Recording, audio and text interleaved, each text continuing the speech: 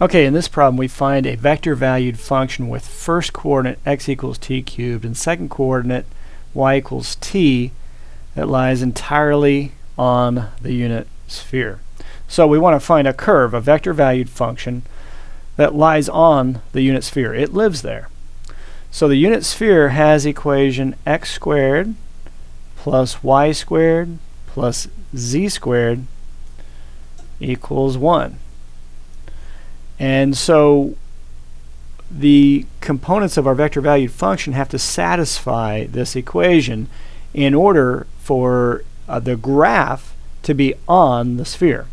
So we already know what x is in terms of t. We know what y is in terms of t.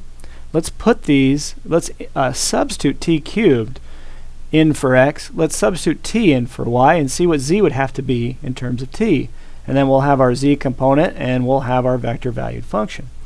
So if I replace x with t cubed, I have to remember to square it, right? Plus, okay, y, I'm going to replace that with this t right here. And then I'll square it because I'm inserting it right there. Okay, and then I get plus z squared equals 1. So t cubed squared is t to the 6th plus t squared plus z squared equals 1.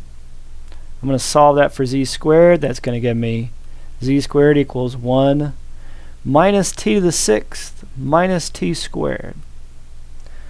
And if I think I'll just take the positive root and get z equals 1 square root of 1 minus t to the 6th minus t squared.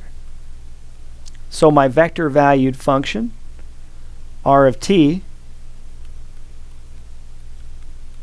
has first component t cubed, that was given. Second component t, that was given, y is equal to t. The third component I just solved to get. And that was 1 minus square root of 1 minus t to the 6th minus t squared.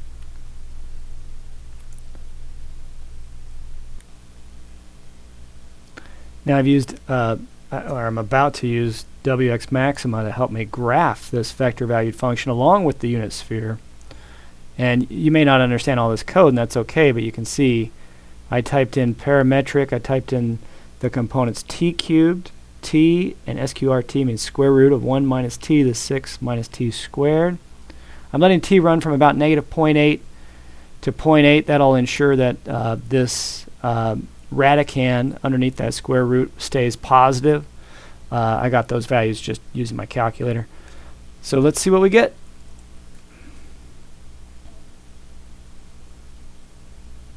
Takes a second. Here it is. So there's my unit sphere kind of in a light blue color. Ooh, that didn't look good. Let's go back to that. There's my unit sphere in kind of a light blue color, and the curve, the vector valued function's in black there, and you can see that it lives entirely on the surface of that sphere.